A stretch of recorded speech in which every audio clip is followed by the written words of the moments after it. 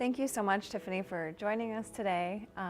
As you know, we're talking about depression in teens, and I know you've had some experience with, some different symptoms of depression and things like that. So can you tell us what factors kind of led to you feeling depressed?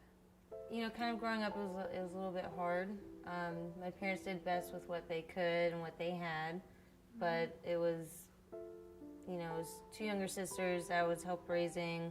They got divorced when I was in early age. Just with them being kind of absent, I don't really know. I was wanting to be loved, and they showed more love towards my siblings, or my mom would show it to other men. And my dad went back to school to better himself for me and my sisters. And so he was always studying or at work, school.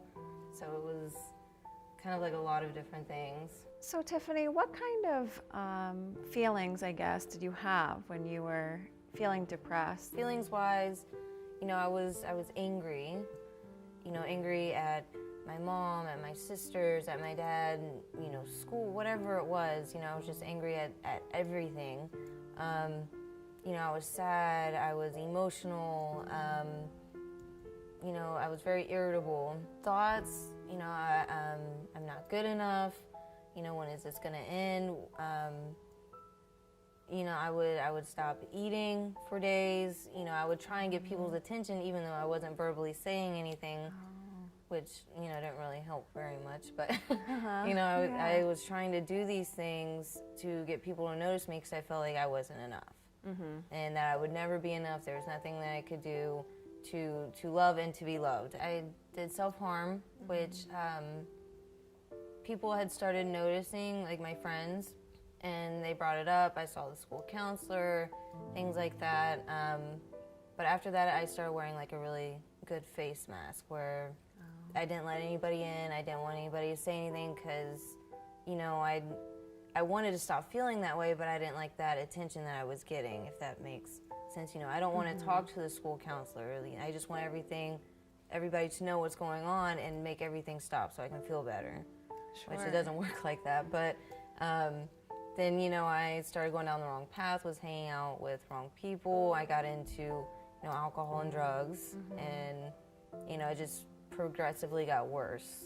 What do you think, if you feel comfortable sharing, would be like one of the lower points that you thought to yourself, there has to be something different here, or I have to make a change? It was probably about a year ago. I had been in and out of treatments, out of psych wards, been Baker acted multiple times, and I have a daughter, she's almost 2. In January, she'll be 2. I wasn't allowed to see her. I had to take drug tests to see her. Okay, and I right. couldn't stop using long enough to pass a drug test. Yeah. So I wanted to go into treatment, and for the last time, and my stepmom had told me, I don't care, I'm not bringing your daughter to see you, basically. And, like that's, I've hit a lot of bottoms, emotionally,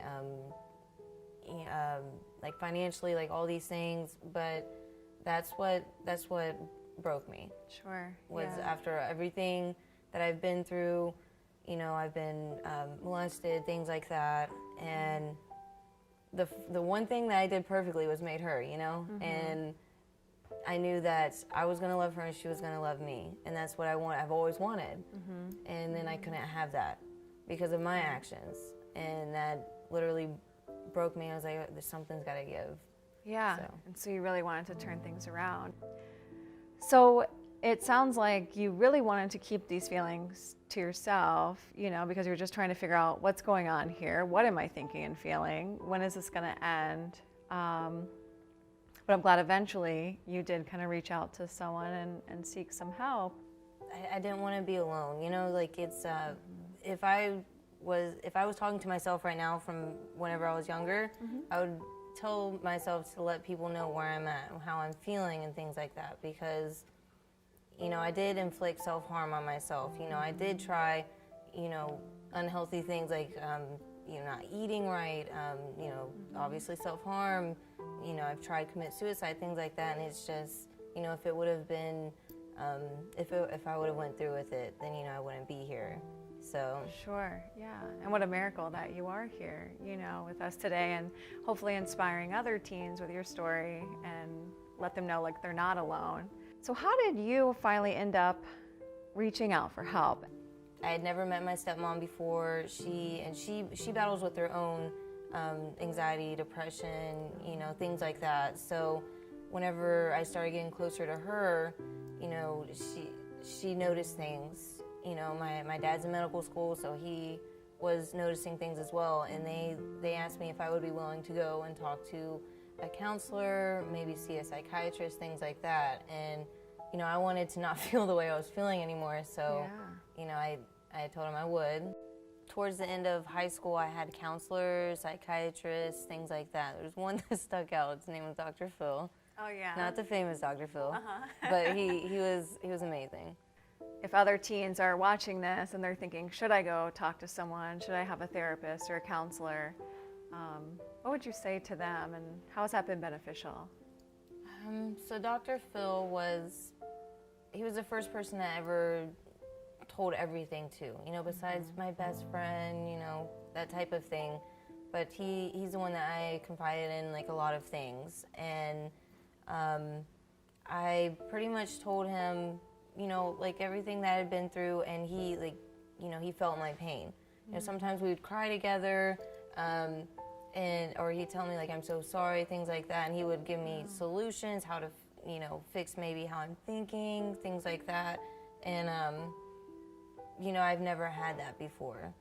You know, it was always, you know, it was always my parents, what they were going through, or my sisters, what they were going through, and I just felt like what I was going through, like, I would just be a burden. And to him, I wasn't a burden, you know, it was his job, but he did a really good job, so. Yeah, sure, and I think that's also a great message, is that being depressed or having, you know, feelings of depression doesn't mean you're a burden. So Tiffany, how are you living your life now differently, and what things are you doing to kind of stay feeling good and stay on this positive path that you're on? So there's quite a few things I do. You know, I got clean. I almost have a year clean from all drugs and alcohol. Yeah. I go to Narcotics Anonymous meetings.